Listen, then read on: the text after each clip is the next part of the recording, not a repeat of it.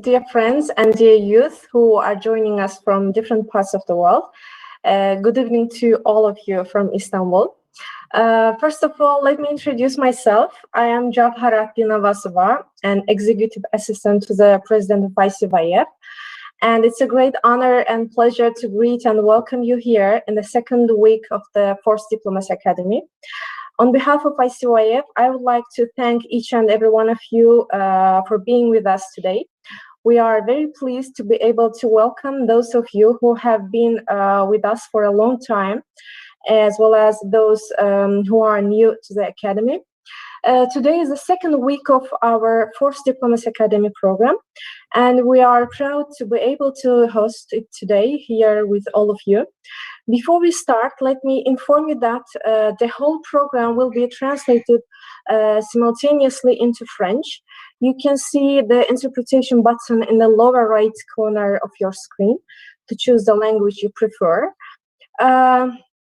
ICYF successfully launched 3 Diplomacy Academy programs until now, and the Prof Diplomacy Academy this year received 1,200 applications from 83 different countries.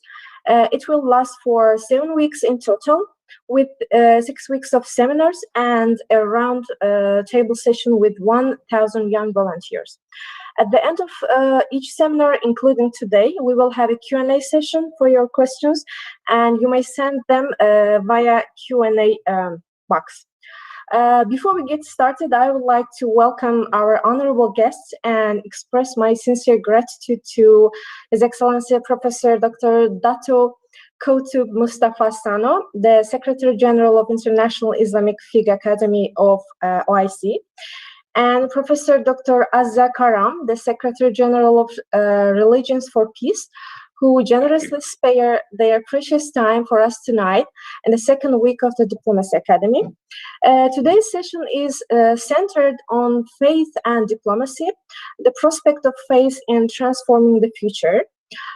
Each of our dear professors will have 20 minutes to deliver their speech about today's agenda. Now, firstly, let me give the floor to His Excellency Dato Dr. Koutoub Moustapha Sano, the Secretary General of International Islamic Fiqh Academy of OIC, to deliver his speech.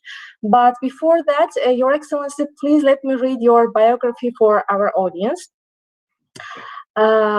His Excellency studied his bachelor on specialization of comparative jurisprudence and its principles with excellent grades and first-class honors from King Saud University, Kingdom of Saudi Arabia in 1990.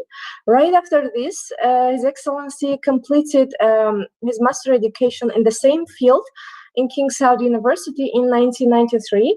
He has PhD in laws on specialization of sources of Islamic jurisprudence from the International Islamic University in Malaysia in 1996. He is the Secretary General of the International Islamic Fiqh Academy of the Organization of Islamic Cooperation from July 2020 until now. He was the minister at the Presidency of the Republic and diplomatic advisor to the President of the Republic of Guinea from March 2016 to June 2020. His Excellency is the author of 25 books in Arabic, English, and French on comparative jurisprudence, Usul al-Fiqh, Islamic finance, education, and language. He is also the author of the first encyclopedia on Hajj and Umrah terminology at the Ministry of Hajj and Umrah in the Kingdom of Saudi Arabia. He is the owner of the title of Dato-ship from His Majesty, the King Ahmed Shah, the former King of Malaysia, and Sultan Pahang Malaysia in 2007, and 35 gold medals from the King Saud University. His Excellency has a good command of Arabic, French, and English. Now, Your Excellency, I would like to welcome you once again, and the floor is yours. Thank you very much, Ms. By the way, I apologize if I mispronounced any words or your name. Or No. You did it great. You did it great. Thank you. Great. Thank you very much. And Prof. Azza, all the participants, brothers and sisters, we say in Islam, Assalamu alaikum, peace be upon all of you, and welcome to this forum that we are organizing. I'm grateful and thankful to ICYF for having me as one of the panelists to this very important session about the diplomacy and about the faith at the same time. I think this is something very commendable. You are bringing something into the diplomacy. Mainly people don't talk about it most of the time. Because when you talk about the diplomacy, I had a chance to be the diplomatic advisor to the president for almost 5 years. And before that one, I was just minister also in charge of this international cooperation, which has to do with a lot of diplomacy, meeting people all over the places, engaging with the people in different issues about different matters at different levels. So I'm thankful to the forum for inviting me. This is a good beginning for us, our MOU that we have signed with Dr. Fadila and all those people who contributed to it. I think we are moving forward, and we will have to continue to make sure that our participation will be something. Let me go straight to the point. You're talking about the faith and the diplomacy, and then what will be the future for the mankind at that way. I do believe when you talk about the faith, as we are talking about people who are in the religions area, the faith for Muslims, you have to believe in 6 items, 6 issues. You have to believe in Allah, believe in the Prophet, believe in the prophets that Allah subhanahu wa ta'ala sent them. You believe in all the books. You believe in angels. You believe there will be a day that you do call it the last day. And then you do believe in destiny. So Muslims faith based on these 6 areas, this is different from the principle, the pillars of Islam. I mean, Muslims will have to believe in Allah, and they will have to believe in all prophets that Allah sent, Christ, Moses, Joseph, all of those 313 almost, that you have to believe in all of them, that they were all the prophets of Allah subhanahu wa ta'ala. And then you have to believe in the books. You have to believe in Bible. You have to believe in Torah. You have to believe in the Quran and all the things there. Once you do have this belief, this faith, what will apply, what will imply, what will impact your life, or what will be the consequence of having this at your practical life, at your daily life, your rational life, and your communication with others. The faith itself is something that nobody could see it, nobody could tell you its size, big or small, tall or short. Nobody could say that one. It is something in the heart. And it is something which is heard, hidden in somewhere. Nobody could reach it, and nobody could test it.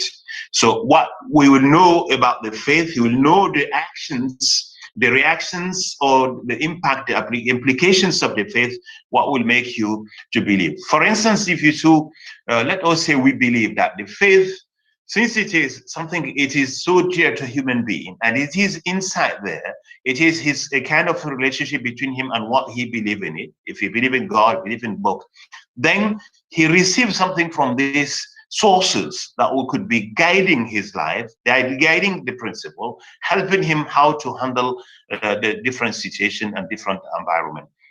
For diplomacy, who may know, I mean, all of us, we know that the mankind, they need each other. Human being, sociologically, he is living in society. You cannot live alone. You cannot just be on your own. You cannot do anything without having in mind that there will be impact to others. So therefore, the faith will come to guide you when you know how to handle the animals, how to communicate with others, how to have the feelings with others. When you come to this one, the faith will be helping you. When you're in the diplomacy, the faith will come to help you too. How will we going to make a good diplomat?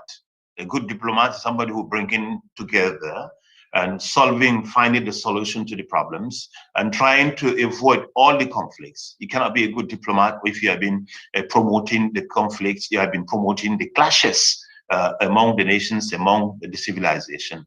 So therefore, it is very important for a diplomat to be faithful person, faithful in the way that he believes that their life, the human being, they are called to live together. They'll have to share the life together. They will have to share the happiness together. And they will have to have the feeling when the sadness comes that they will know that that human being know. No human being today will have you going to say, I don't care about what is happening to the environment. I don't care what is happening to others. I don't care what is happening to neighbors. I don't care what is happening. Even the animals that we are living with them, we will have to take all of these things in our saying. So the faith will be there to guide the actions and the deeds, the behavior of the diplomat.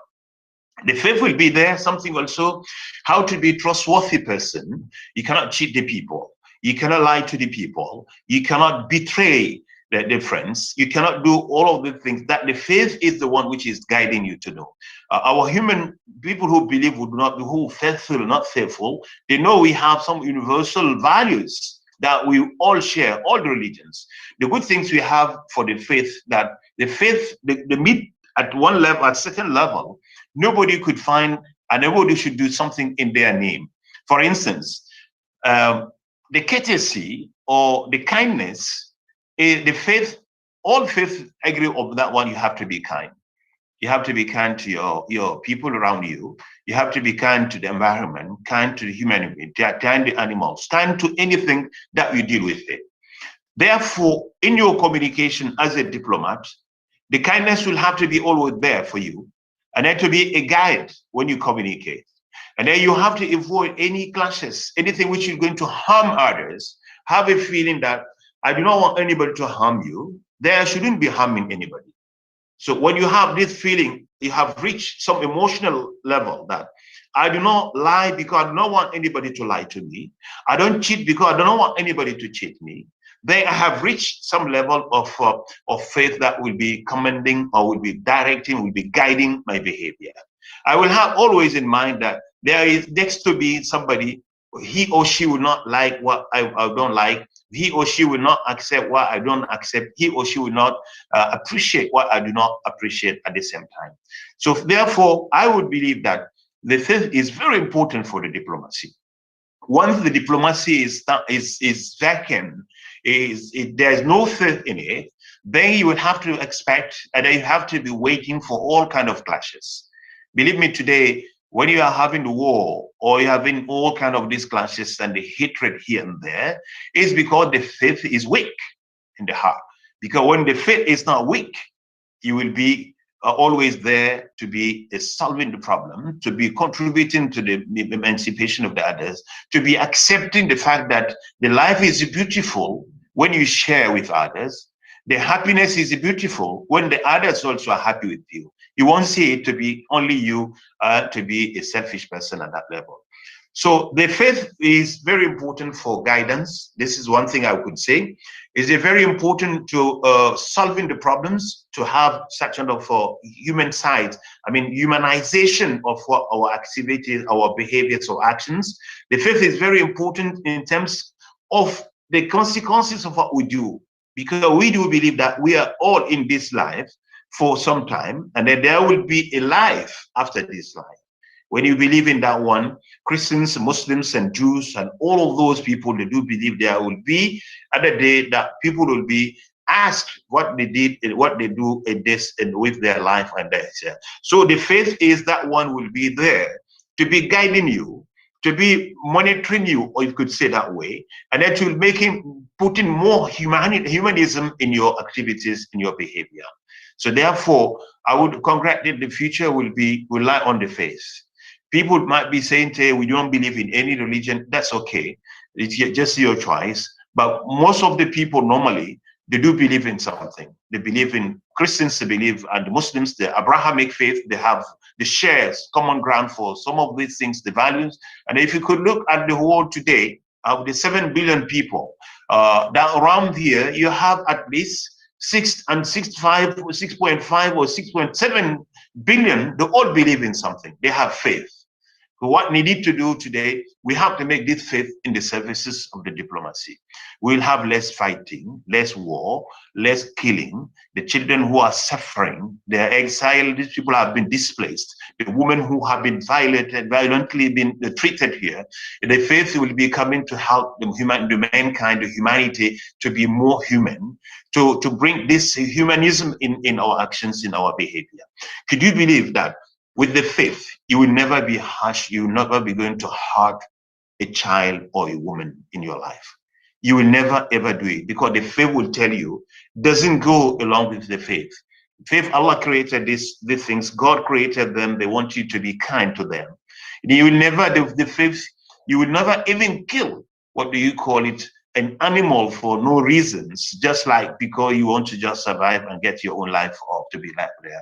The faith, when it's been taken away, dying, you have to expect anything. You have to be waiting for anything could happen to the mankind as it is happening today. I would believe over here, our brothers and sisters in humanity, in the faith, who are suffering from all kind of the atrocities in all over the places. Sometimes they have been exiled. Sometimes the children have been taken away from their parents. Sometimes the women have been taken, they have been violated. Sometimes you get all kind of this, the violence have been committed because the faith is there, is been taken out there. So let us make sure that the faith will always be there in our life. Even people sometimes, the level of the faith in our heart will always be will be the reflections of our behavior, our activities. And the more we are faithful, more we are strong in our faith, the stronger will be our character, our behavior, our actions. So I won't take that much to you. And I would say diplomacy need to have the faith more than the faith to have a diplomacy. Without the faith, the diplomacy, you don't expect that much from it, because it will be open to all kind of crises, to all kind of clashes, to all kind of conflict, to all kind of killing and whatever the violence could come over because of the lack of the faith. So let us have the faith, and the faith in the way that in making, in impacting, in directing, in guiding, in helping us to create the problem. Believe me, I was so grateful and very happy to have the organization of Prof. Azza, which is really focusing on something. People look at it as just like it is the most important thing we could have today. Because more we get the people, more they become faithful. Believe me, you will have less problem around you. But less we have the faithful people, you have to expect all kinds of problems as we do have today. Because there is no reference to the people. There's nothing to keep going to stop them from going up there. But they will always do whatever they want to do because they don't believe in anything. They don't have any faith in anything. We have a faith that our youth will be leading different way. Our women, our children, all the things will grow up in an environment where peace and harmony and acceptance of each other and communications and respect and mutual love to each other, love for life, love for your people around you, love for the mankind, for humanity, and all the thing will come on once we have really strengthened our faith. We need to strengthen our faith. Our faith may be strengthened by referring to the sources of that faith which have been guiding. We have guidance. When you have been faithful, you have to be grateful because you are guided in everything you do. The time just the faith will tell you what the fifth is coming to tell you. I'm giving you the list of actions and behavior, the deeds that you do. But once you don't have that one, believe me, you are in confusion totally, and all the time that will not be direction for you, no stability, no thinking will be stable. You'll be always jumping from here to there, and then going from the testing here and there, and at the end of the day, you will not achieve anything.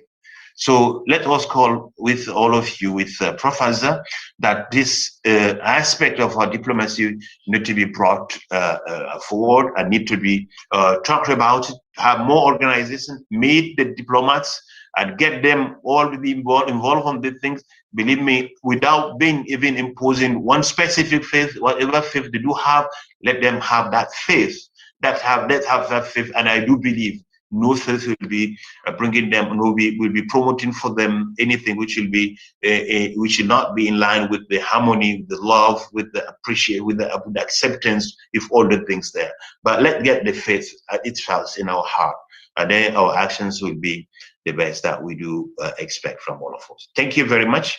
And I'm just like, you know, I do stop here waiting for brothers and sisters to share with them what they do believe in that area. Thank you. Thank you very much. Thank you, Your Excellency. Thank you for your inspiring speech and emphasizing important points about how to be a trustworthy person and diplomat. I'm sure our youth cannot wait to ask you some questions which they are interested in, because as youth, I'm sure we all have many things to learn from your deep experience. At the end of this session, we will forward those questions to you. But now I would like to greet once again Professor Dr. Azza Karam. Welcome again. And before giving the floor to you, I would like to read your biography for our audience to let them know you better. Professor Dr. Azza Karam serves as the Secretary General of Religions for Peace, the largest multi-religious leadership platform with 92 national and 6 regional inter-religious councils. She also holds a professorship of religion and development of the Vrije Universiteit in Amsterdam. She also holds, she served as a senior advisor on culture at the United Nations Population Fund, UNFPA, and as coordinator chair of the United Nations Interagency Task Force on Religion and Development, and founder of the Multi-Faith Advisory Council of the United Nations Interagency Task Force on Religion and Development. In those capacities, she coordinated engagement with members of a global interfaith network for population and development with over 600 faith-based organizations from all regions of the world, representing all religions and interreligious affiliations. Professor Karam has served in different positions in the United Nations since 2004, as well as other intergovernmental and non-governmental organizations since the early 1990s, such as International IDEA, OSCE, and Religions for Peace. Simultaneously, she lectured in various academic institutions in Europe, in North America, including the United States Military Academy, in Africa and the Middle East. Her PhD in 1996 focused on political Islam and became her first book in Arabic and in English.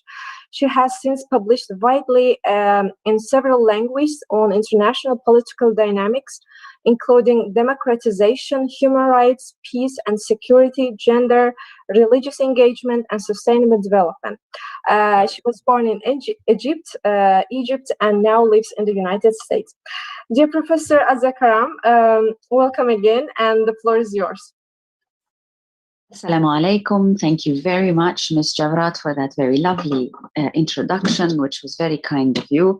I'd wish to, at the outset, also, not just out of a sense of duty and opprobrium, but very much out of a sense of deep gratitude, I would wish to thank ICYN for the remarkable work that they are doing. Just this series in and of itself, with over 450 participants, young people from around the world, just this is a remarkable gift for all humanity, and most especially for the Muslim Ummah. So I wish to say very, very deep gratitude and pay tremendous tribute to ICYN for this remarkable setting platform, and for the work that I know, stellar work that is being led by Mr. Taha Ahyan.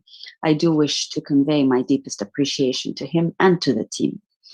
I also wish to inform everybody that even though Professor Dr. Koutoub Sano is much younger than I am, he is my elder in terms of knowledge. He is my professor, and he is someone whose writings and whose various speeches I have learned and continue to learn a great deal from.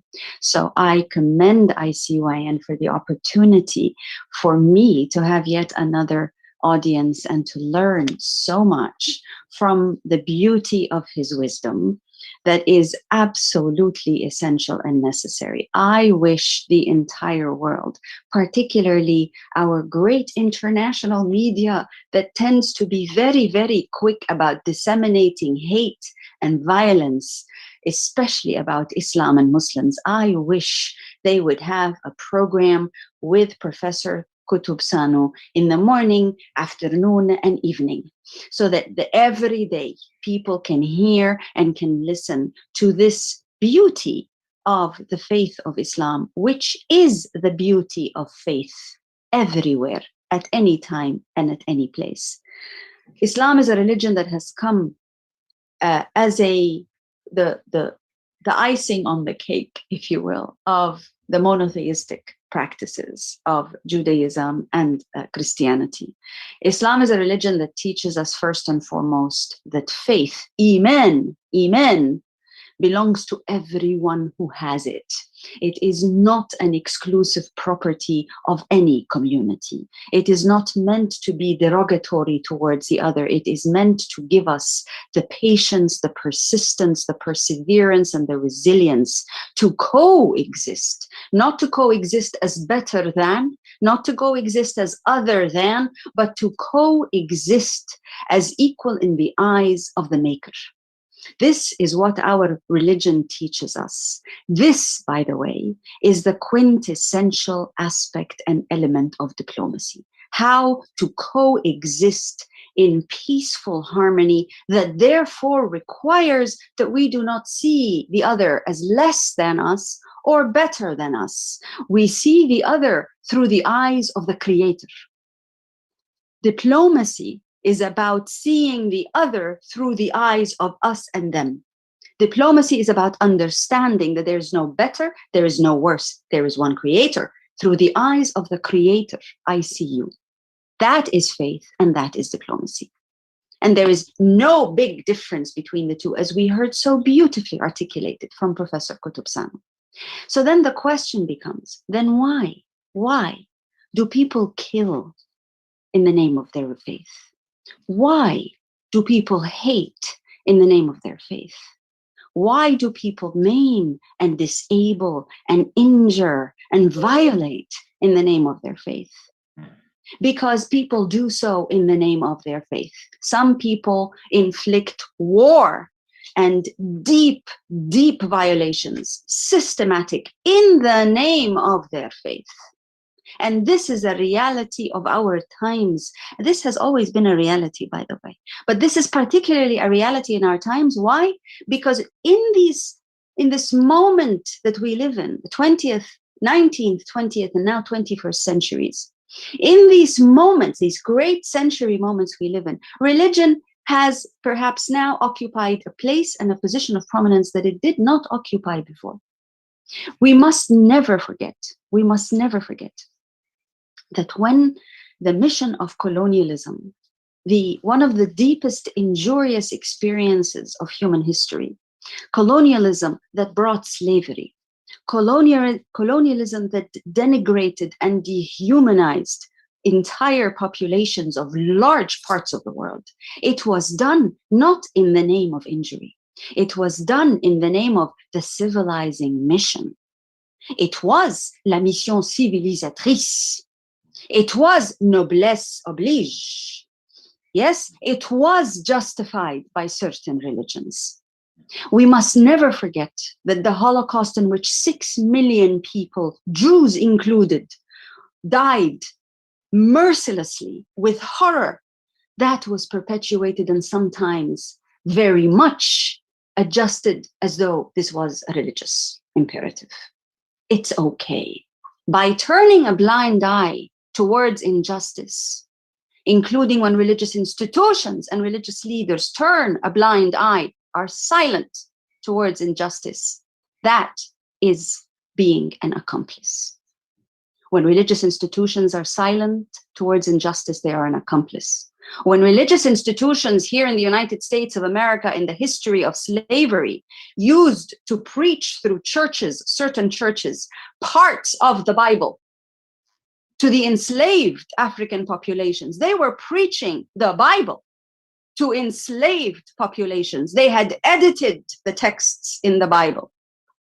This is religion that sanctifies injury of the deepest kind. When in South Africa, the system of apartheid was being perpetuated, it was also agreed to and justified by certain religions.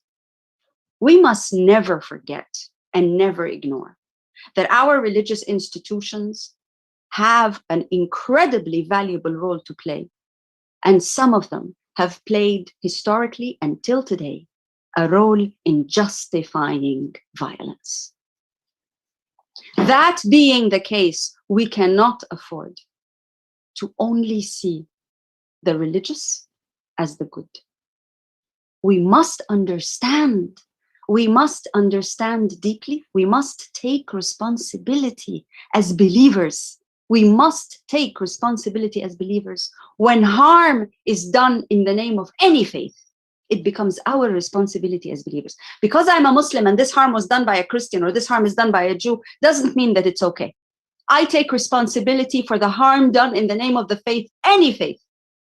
When I see indigenous people's land being taken in Brazil and elsewhere, that is forest that my planet needs for our collective survival, when I see that happen and it is being justified, or a blind eye is turned by certain religious institutions, I take responsibility, because that is faith.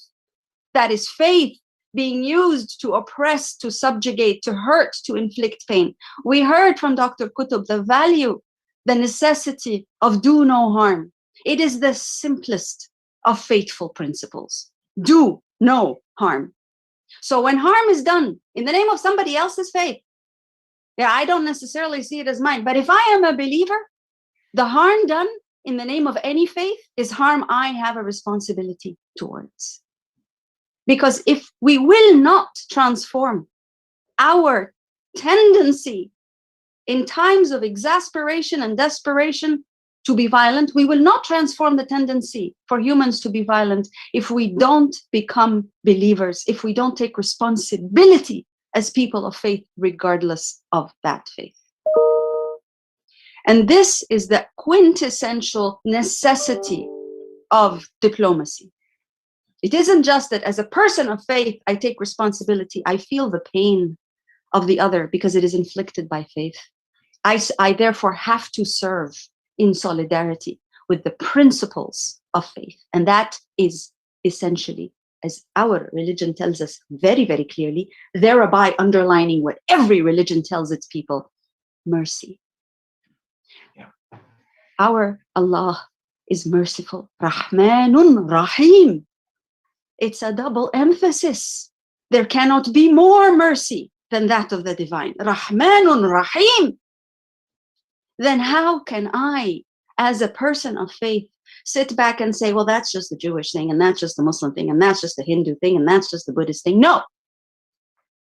As a person of faith, I am injured when any faith injures. So what do I do? What is it that diplomacy mandates me to do that is different? Not to turn a blind eye. That would not be diplomacy. That would be evasiveness. That would be complicity. Diplomacy mandates that I have a role to play. Solidarity is an essential element of mercy. The mercy is the principle. The action that it demands is solidarity. And we have a saying from the Prophet ﷺ, in which we understand that the minimum we can do is to have a heart that beats in solidarity. That's the minimum of our faith.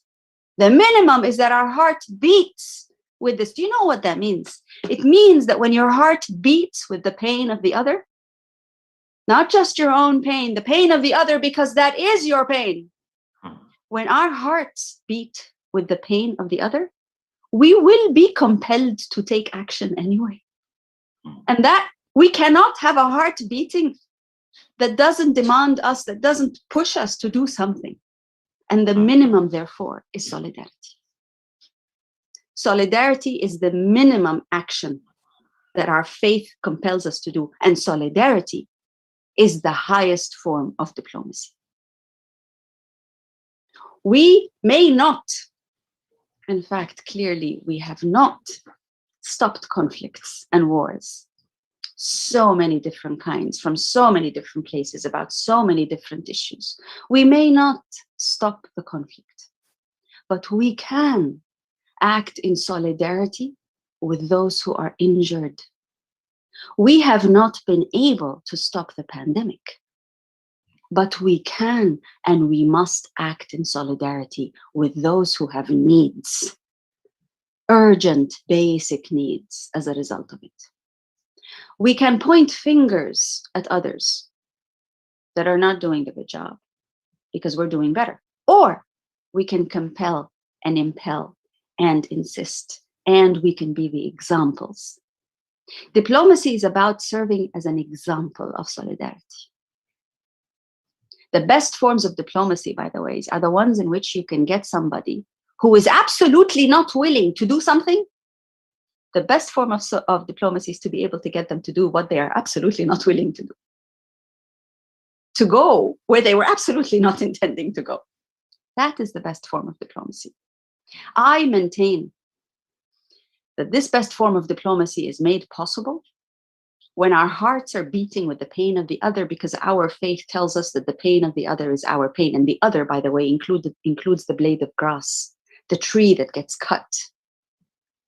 It includes the earth, the planet, the living species that we owe our life to.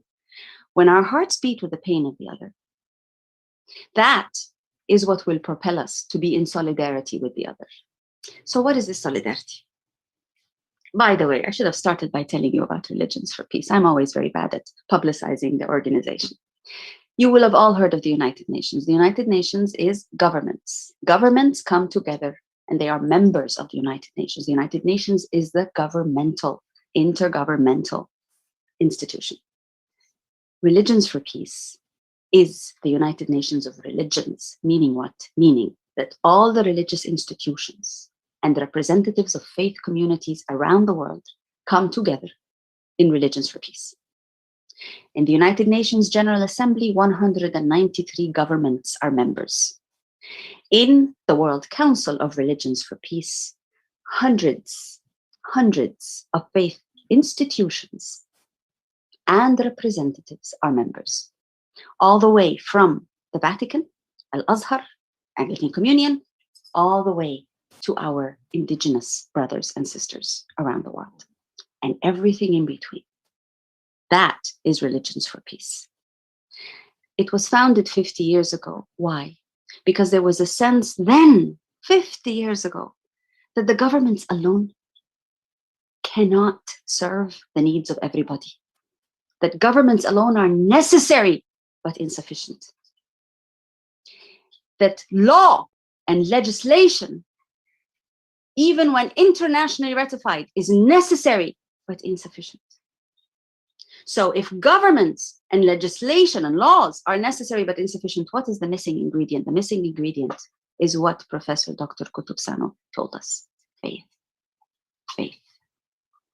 But faith that is also used to hurt is not the faith that we are talking about. So how do you distinguish? The very idea of Religions for Peace tells you the most fundamental magic that is there. When religions come together, that is when God's mercy is manifest, because He created all. He created all. So when all come together, God's mercy is there. That is our worship together of mercy. That is the manifestation of mercy. Therefore, I believe passionately that we can transform the diplomacy of self-interest and national interest that we see today, the diplomacy that is about one community being dominant over another, one part of the world dominant over another. I believe powerfully that we can transform significantly this form of diplomacy into the diplomacy of mercy. And how is that possible? By making sure our religious institutions, our religious leaders, our men and women of faith, you and I, work to serve together. We speak as one when we can, against injustice, even when it is committed by some of us. But we serve together the needs of the many. That is what difference faith will make to diplomacy. It is not one faith becoming omnipresent.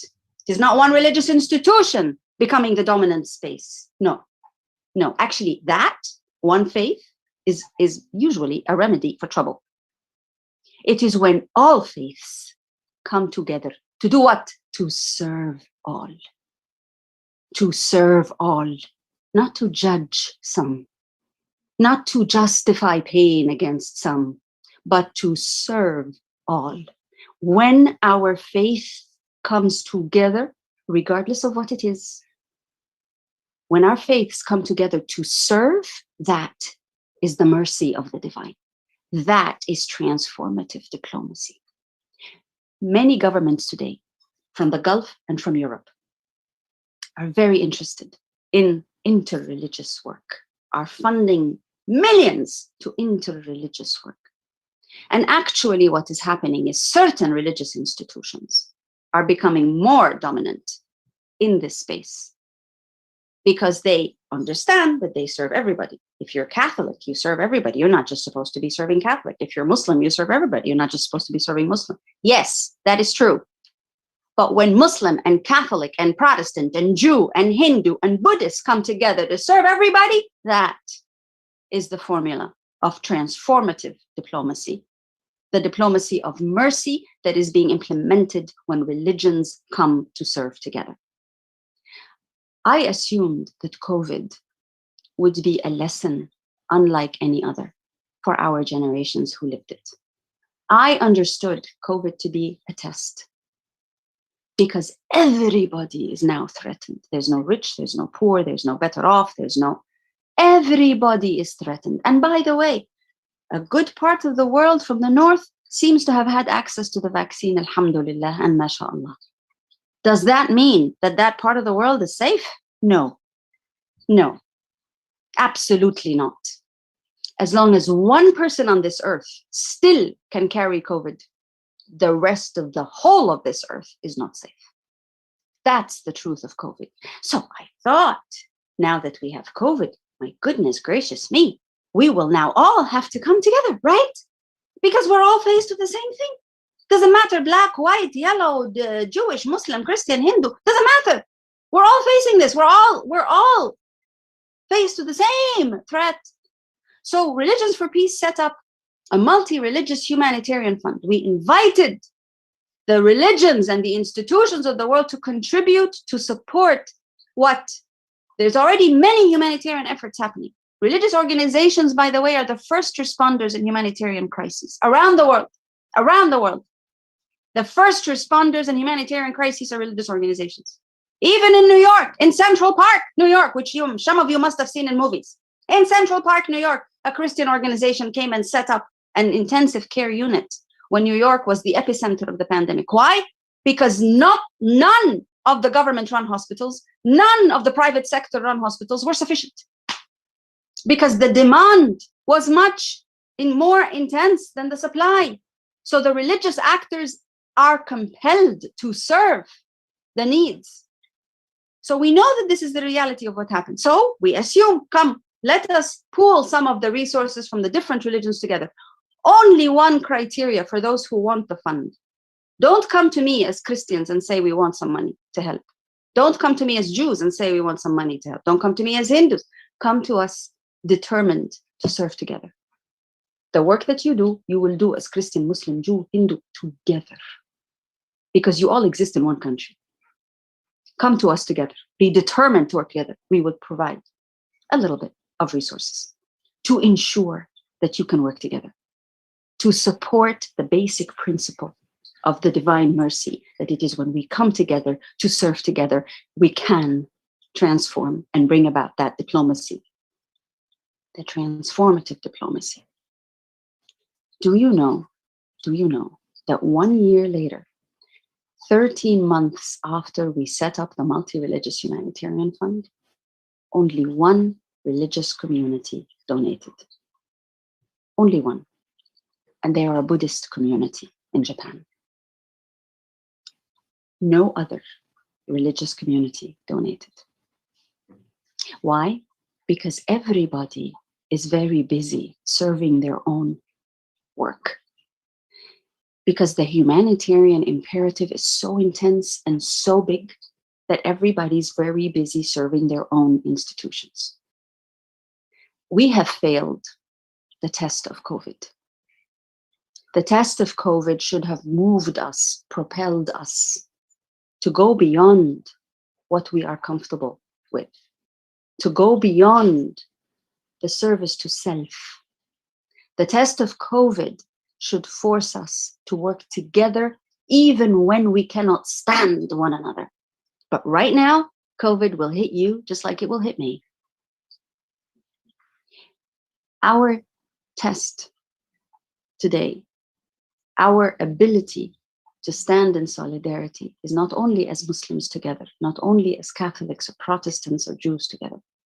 The ultimate test, litmus test of our transformative diplomacy that is deeply needed today is whether we can come together to serve together. Doesn't matter what the institution is, doesn't matter what the organization looks like, doesn't matter what the structure looks like. It is a determination to stand alongside and to serve together, to bring our little resources, put them together and serve together. That is the transformative diplomacy, transformed not by one faith, transformed by faith across the board. That's what will make a difference. We haven't got there yet, but we can, inshallah. Thank you. Thank you. Thank you very much.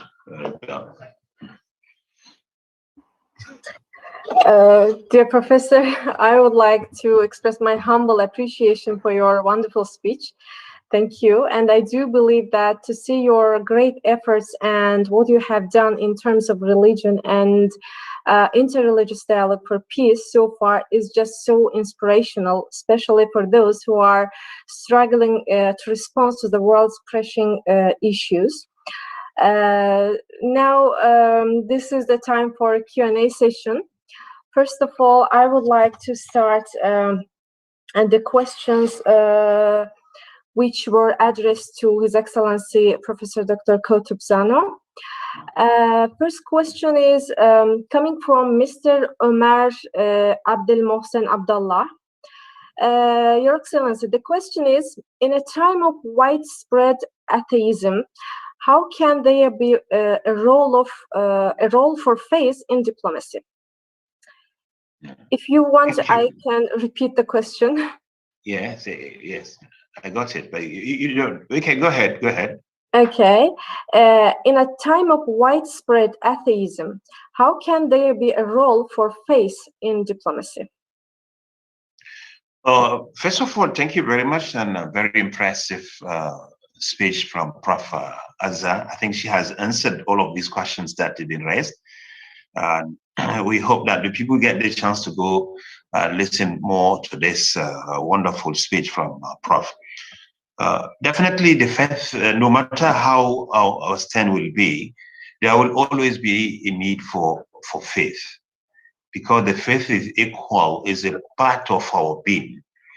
As human being, you have material aspect of your, just like your body here and there, but you have something which is not seen, which is in the form of, when you talk about your brain, you talk about your soul, you talk about all the things. Nobody could tell you how it looks like, your brain, how it looks like, your soul, how it looks like it. But the faith, it is somewhere in the dearest things in our body, which is the heart, it is there. With the atheism, people who might be thinking that there is no need to the faith, these people, they need the faith more than anybody else. They are the really people who really have to work on it, and they have to make sure that they will get to know, because they do not they don't need the faith because they do not know the faith itself. So there is a need for us to help them to get to know the faith And then after knowing it, we give you the chance. If you want to leave it or you don't want it, then we'll have, but you have to get to know it first at the first place. So therefore, at that era, or when this is the people who are having such kind of feeling, we could be working that the faith will be much needed for them. They need the faith, and the faith will be there to guide them, to show them that there will not be peace in this life without the faith. There will not be progress even without the faith. Even anything you do without having the faith in it, you will not be going to achieve it. So have even the faith in anything you do. When you want to compete, have a faith in it. It should start from by yourself, and then you can get the thing, and they will cross the others. And as they used to say in Arabic, the one from the qalb, the one which is getting from your heart, that will go to the more you do have the faith that you show to others, that the one will be much needed here. So therefore, I do believe that at this era, still with these people, we need to explain, and then we have to, the diplomacy is what? It's established. They talk about the methodology of influencing others.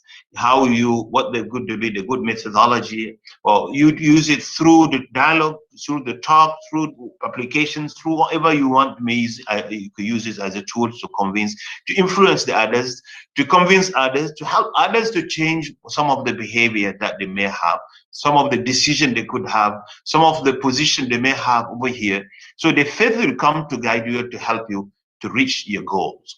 I have goals that I want to change these people, how to get the one there. The faith told me, one of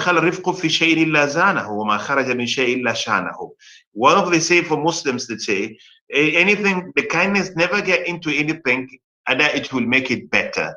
Once the kindness is getting out from anything, that will get it worse.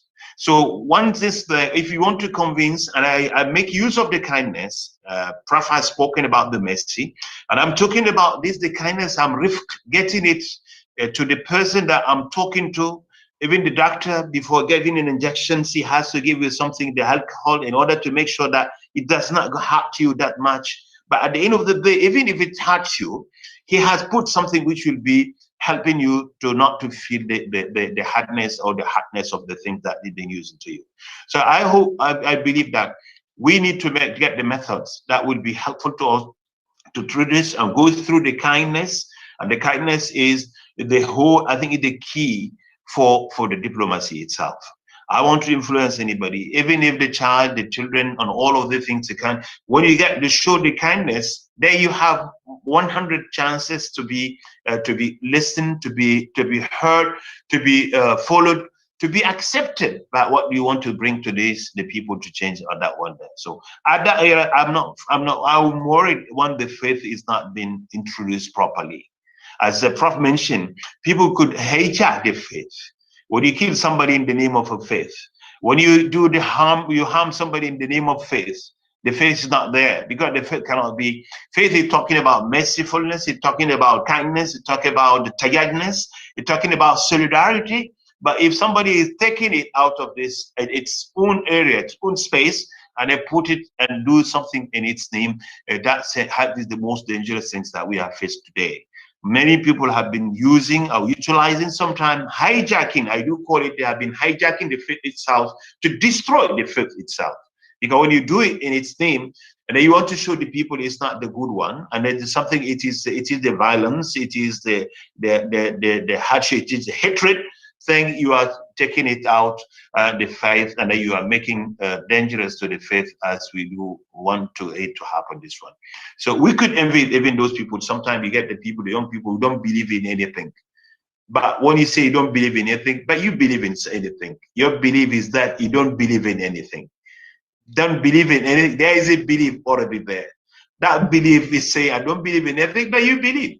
Your belief, I don't believe in anything. So I need to help you to believe in good things. And the good things will be to believe in kindness, to believe in mercifulness, to believe in togetherness, to believe in solidarity. Prof has mentioned it right now today. When you get the vaccines today, been spread all over the places, people are getting, the rich nations have access there, but there will not be there will not be any safe. Nobody, the COVID people will continue to wear the mask, will continue to have this social distancing, because if you get vaccinated and then your neighborhood is not vaccinated, your vaccines are not going to save you. But you need, if you want to have a peace, really, you need to share. You need to share with your neighborhood. You need to share the kindness, and then you need to share this knowledge that you have got it at that level. So I have great hope that, as the Prof mentioned, we are living in an era that religion is taking over, but which needed today, that religion need to be introduced proper way, in a proper manner, and it should not be introduced in wrong way, because it is, once it is introduced in wrong way, it's going to be danger, and it's going to create more problems than if there's no religion at the first place. So therefore, there is a need for us to go that when the message of religion, when you talk about the peace, it does mean peace. It does not mean half peace. It does not mean peace for some people, not peace for others, but it is the peace for all, love for all, kindness for all. This is acceptance, solidarity for all. So when it is for all, then you will really find it, and you will see it. It is real, and it could change the life, and it could make the happy people, the life happier. The world be a place that people will enjoy, and they would like to live in. That's it. Thank you, Your Excellency, for your detailed answer and explanation. Our next question addressed to you is from Mr. Mohammed Romaton Mubarak. The question is, how diplomacy bring the Islam's message to the global context that's acceptable and understandable? Yeah, definitely. Muslims, we have been told, when you went to make something we call for Islam, a da'wah. I was in Jakarta a few days back, and I did tell them, once the da'wah doesn't get it through, most of the time, the people tend to accuse the others. If I fail to convince you, Jaharat, then I do not say my weakness, and I put it onto you. It's you, it's not me. So therefore, Islam started to say, when you want to make a call, and the call, this is the most important one, call through behavior, through actions, deeds. Do not just, the action speaks louder than that you keep telling the people, I'm the best, I'm the good one, I'm that, I'm this one. But you should show it through your actions, through your behavior. You're not harmful, you're not angryful, you're not just very, very harsh person, you're not very hot-tempered person. Then you have three basics for all of these things. You talk about the wisdom, and the wisdom will know when to talk and how to talk and what to talk and where to talk and where to start. Then you talk about the nice words when you want to talk to address to the people, even the kids or the children, the neighbor, whoever you deal with. Then when you make use of the nice words, so many things will get the people, because all human being has its own ego, and he or she will not want anybody to offend him or offend her at that level. Then you come for the dialogue itself.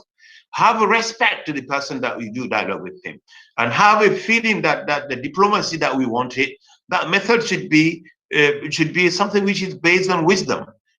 It is based on nice words, and it is based on a proper dialogue way, where the convincing others will not be going to say, I do not have in mind that I'm the most knowledgeable person. I don't have in mind that I'm 100% right. I do not have in my mind that others are always wrong. I would have to always say, no, I have a room that if people are wrong, if I'm not able to get the message to go through, then either my method was wrong, or the contents of the message that I brought is not the bad one which is suitable. Then I have to try to make sure that I will adjust and myself and try to make it. And having all the faith that what I'm doing, I'm not doing it for my own sake, but I'm doing it for the sake of holy man. Because I feel free, I feel happy when I see people happy. I feel so sad when I see the people are sad. You may tell me why you want to be the one there. If you're happy, that should be today, because my happiness should not be complete if others are not happy with me. The sadness of others will make me that. That's why faith will teach me, when I'm talking, I shouldn't be talking loudly. When I'm talking, I shouldn't be shouting. I have people who are maybe resting, might be taking this thing. People will not be going to get offended when I'm doing it that way. So I would have to always have in mind that I don't want the people, anything I do hate it myself. I've said it. So my good diplomacy will have to be based on the wisdom in that I do it. That wisdom will have to be based on kindness and mercifulness, and that will make sure that will make my message will go through.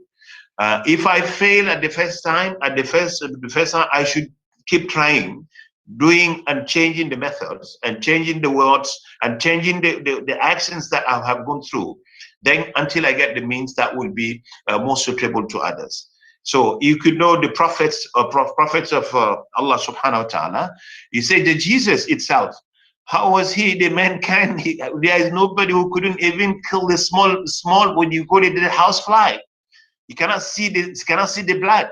If somebody today wants to kill the people on the name, you take the Moses itself, who never had the chance to. There was so much concern about the others and helpful. You have the history of Moses when he came to one place that way. Have the men, people were getting the water. Everybody was there. This one there, and then he see two young ladies. They have been kicked out from the wrong people. They do not even allow them to come across.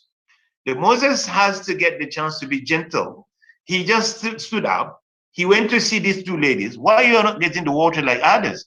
They said you cannot do it because the strong people are here. They are pushing us, and they don't want to get in trouble.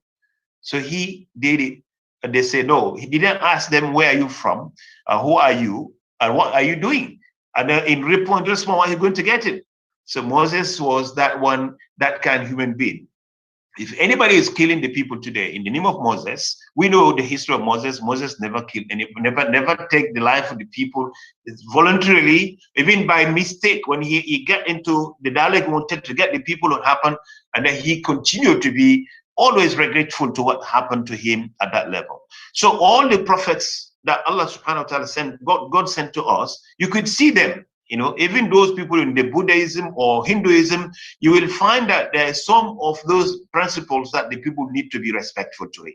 They should be respectful to the life. Human life is sacred one, cannot be violated. Nobody has a right to take it under any circumstances, should not be doing it in the name of anything. The honor of the people shouldn't be, people should not be going to go after it, and then the wealth, the property, and whatever we do have in our life, we should believe that our diplomacy wants it to be, how could we preserve the peace, and how can we bring more peaceful environment, and how can we bring the people who are in conflict to become together and to forgive each other. So that's why one element which is very important for the forgiveness. Forgiveness is very important. I do forgive because sometimes I might be thinking I'm wrong, but I have to forgive it. But sometimes I might be thinking I'm very right. So I have to be forgiving because there's the forgiveness there. Once the forgiveness is not in any activity, in any communication, in any setting, then people tend to communicate to be in fighting all over the places. Because what they are saying, some of the proverbs, when you have two people, why they are fighting, because they all end up to be not to accept to forgive each other. But if one is giving up, when he's giving up by forgiving, and then you forgive when you are strong, even enough, then you become, the value of the forgiveness will be very much appreciated.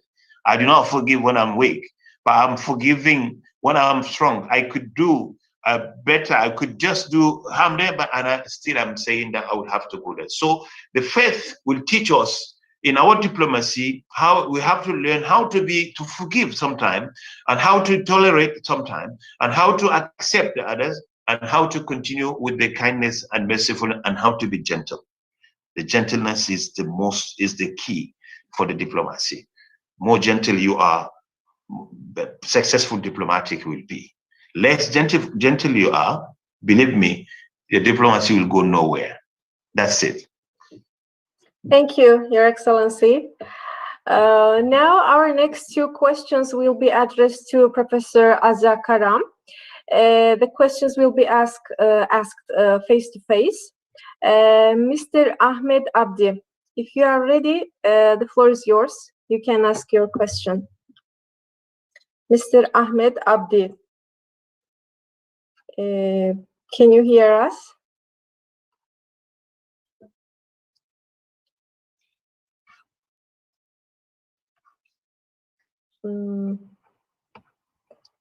Mr. Ahmed Abdi, if you cannot join, I can ask your question on behalf of you. Yes, I can. Can you hear me now? Okay, now the floor is yours. You can ask your question. Okay, thank you so much. Assalamu alaikum. My name is Ahmed Abdi, and I am a model OIC country coordinator of Ethiopia. First of all, I have to thank OIC for organizing such benefiting session. It helps young people across the world to learn more about diplomacy. This session is particularly interesting for me as it talks about faith and how we can relate faith to today's most pressing issues, which is diplomacy.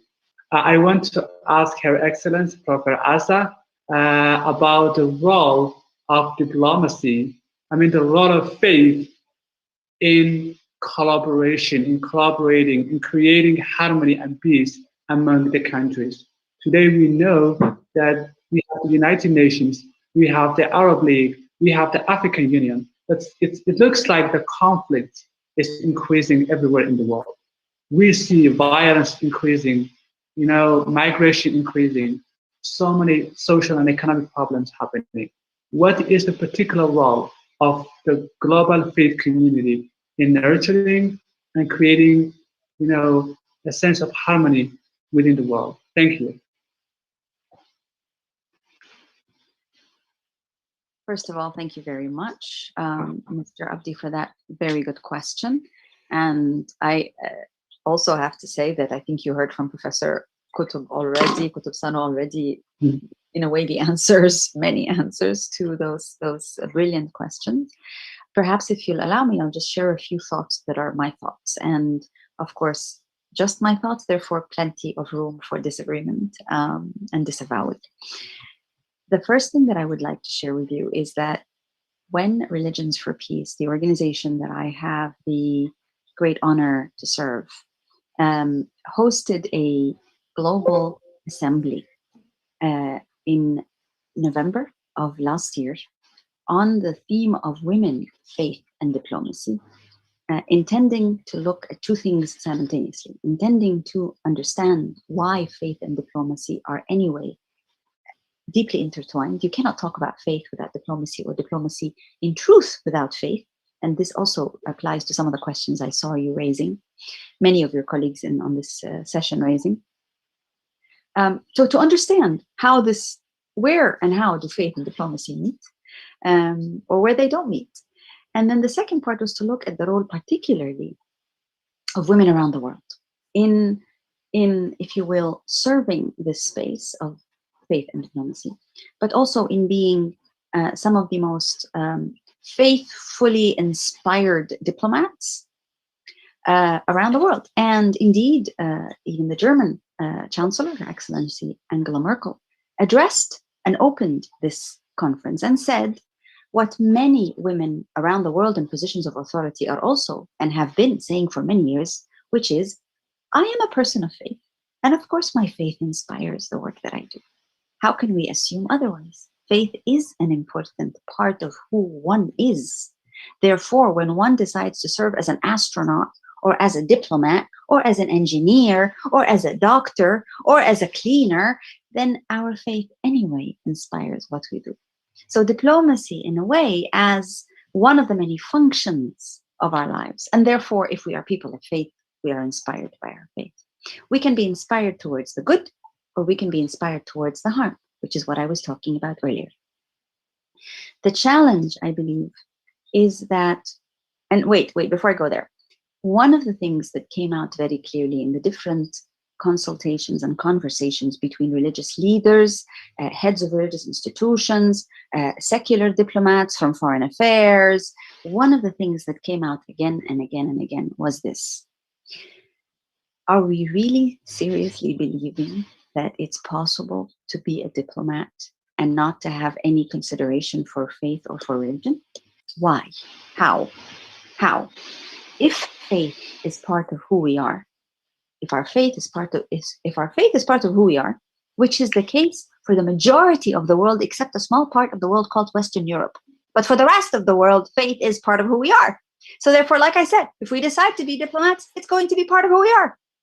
But even more interestingly, one particular religious leader, a Christian leader who has done tremendous work, he's a Palestinian, Christian Palestinians. Palestinians are not just Muslims, by the way. Don't you ever make the mistake of thinking that Palestinians are just Muslims, right? This is Palestine. Jerusalem is where Jesus was born.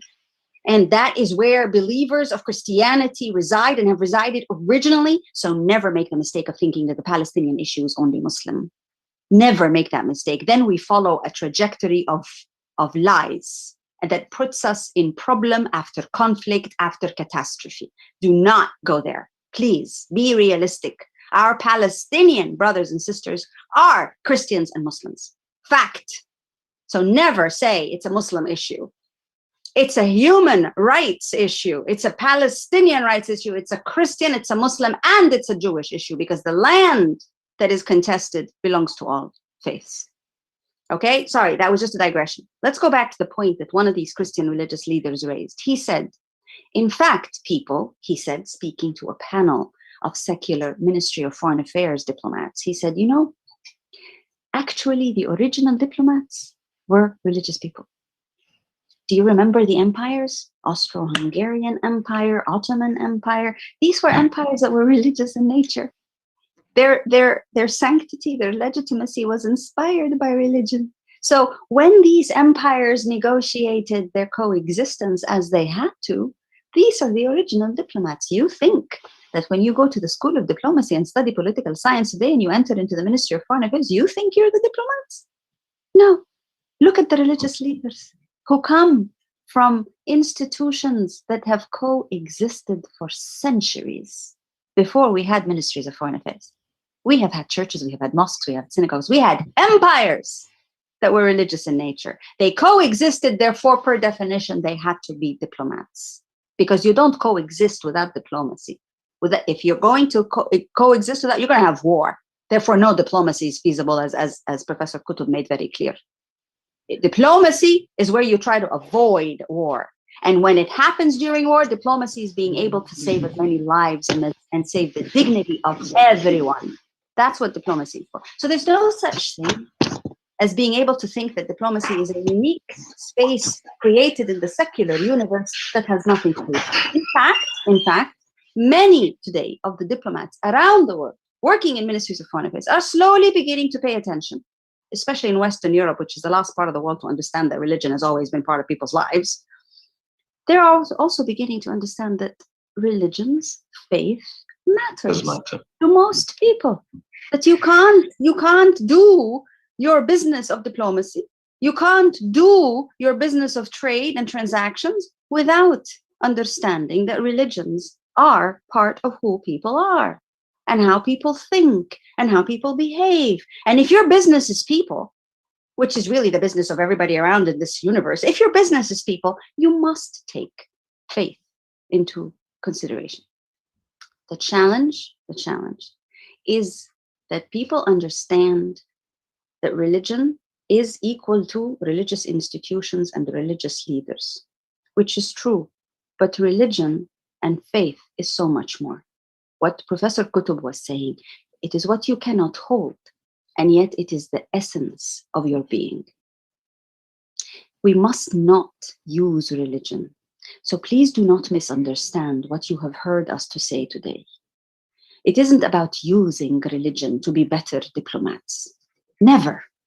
It is about respecting the faithfulness of each human being, including, as Professor Koutoub said, those who don't have a faith, who claim they have no faith. Therein they have a faith. It is about respecting faithfulness in our infrastructure of human dignity. That we cannot exist, many of us, without our essence, without our heart. Our heartbeat is us, is who we are. It makes our whole body work. When that heartbeat stops, our bodies stop. The heartbeat is the faithfulness that most people around the world have. So it isn't about using a religious institution to become a better diplomat because you have such a good relationship with the cardinal, or a very good relationship as a political party leader with the imam, or a very fine relationship with a particular rabbi. That's not diplomacy and faith. That is abuse of religion by politicians interested in a specific value. That is self-interested abuse of religion. No, that is not what we talk about here today. What we talk about today is understanding the inherent human dignity that is faith and faithfulness. So therefore, I believe, and I always say this to people, accept and respect the religious institutions, our religious leaders, the religious infrastructure of our societies. All of us, accept it, respect it, deal with it. But understand that to be faithful is not about establishing a good relationship or signing a memorandum of understanding with a religious institution, or getting a religious leader to be part of your party, or as we saw in the United States of America during the former administration, and even today, and many administrations, where certain presidents believe that if they gather all the religious leaders together, and if they have a good friend who comes and does the prayer breakfast in the morning in the White House, that is religion. No, no. Religion may be that, but faith is something else. Faith is not to be touched, not to be played with, not to be quantified, not to be abused. Faith may not even be spoken about, but it has to be respected when I see you. It is in your eyes, it is who you are. Therefore, a diplomacy that is not faithful is not a diplomacy. It's abuse. It's instrumentalization. A diplomacy that respects faith is a diplomacy that comes from faith. Yeah. And a faith that practices diplomacy, when the religious leaders practice diplomacy, that is when they are being faithful. That is when they are being faithful. When they become diplomats in the way that they relate to one another. In the height of conflicts to prevent the conflict, but when the conflict is going on to still relate to one another in decent interaction and respect for the faith of the other. Because it is only when we respect the faith of the other that we actually honor the faith of us that we have in our hearts. I am not a good person of faith when I decide to abuse somebody else's faith. And I call it freedom of expression. Freedom of expression doesn't mean that I can lose my own faith by abusing the faith of the other. That is freedom of hurt. That is freedom to harm. I am not a person of faith if I disrespect your religion, even if I think you're absolutely strange in what you believe, even if I will respect that you believe. And this is what we're missing today. Many of you have asked the question, why? Why is all this pain? Why is all this happening? Why can't I? Because we are not thinking through faith. Because we are prioritizing our self-interest, because fear is the dominant paradigm, because our politicians and many of the political institutions are operating not from faith, but from fear. Fear means that we always not listen to the other. Fear means that we fear the other. How many of you are listening to one another today? How many of you are busy writing when you're supposed to be listening with your heart? You cannot do so many things at the same time. You're either listening or you're writing. To do the both, it's very difficult. So let's assume, please, that to be good diplomats, faithful diplomats, is to be able to fully listen from our hearts to the other. Thank you. Thank you, Professor Azza Karam. I'm so sorry that we are running out of time, but I would like to hear our last question addressed to you, Professor Azza Karam. The question is from Mr. Talha Jafar. He would like to ask face-to-face. Mr. Talha, please, the floor is yours. Could you please unmute yourself? Okay.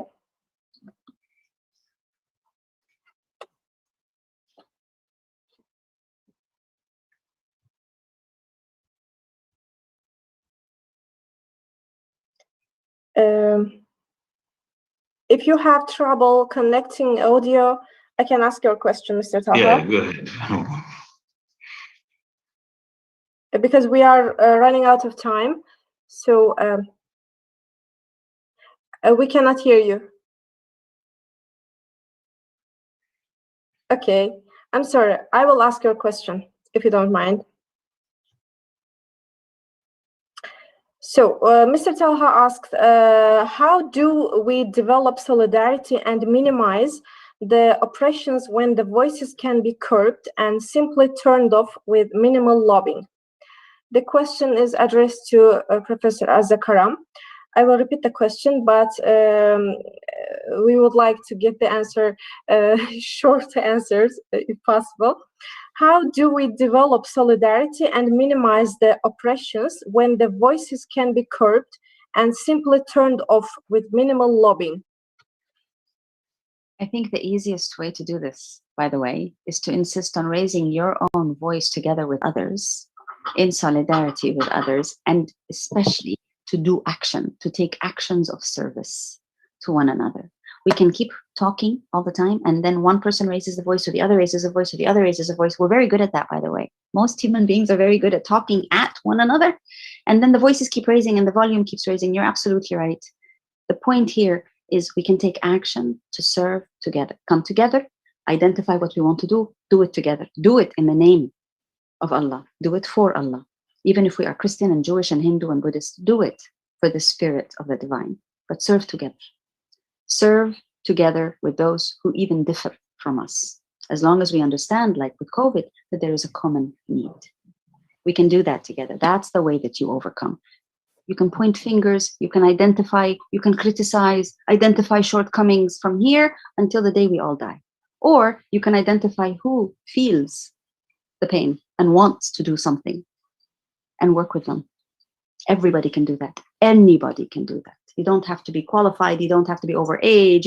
You can always serve. Service is not limited by age or institution or money or anything. Service is a commitment from the heart. It is what the Nabi ﷺ told us is when the minimum that you feel with the heart, then you can serve. Thank you very much, Professor Azza Karam. As you know, we have so limited time. Once again, I would like to thank both of our distinguished guests, Professor His Excellency Dr. Koutoub Moustapha Sano and Professor Azza Karam, for such a wonderful program. I felt like I'm listening to a lecture at the university at a priceless, from a priceless professors. It was such a nice experience for me, and I hope I see we had more than 500 attendees today here, and I hope that they all had a nice experience and interesting program for them. And I would like to thank all of you, and I would say stay tuned for our new programs and events. Thank you for your attention. See you in our next programs. Thank you so much. Thank you. Thank you. Thank you, Prof. Thank you, lady. All the best.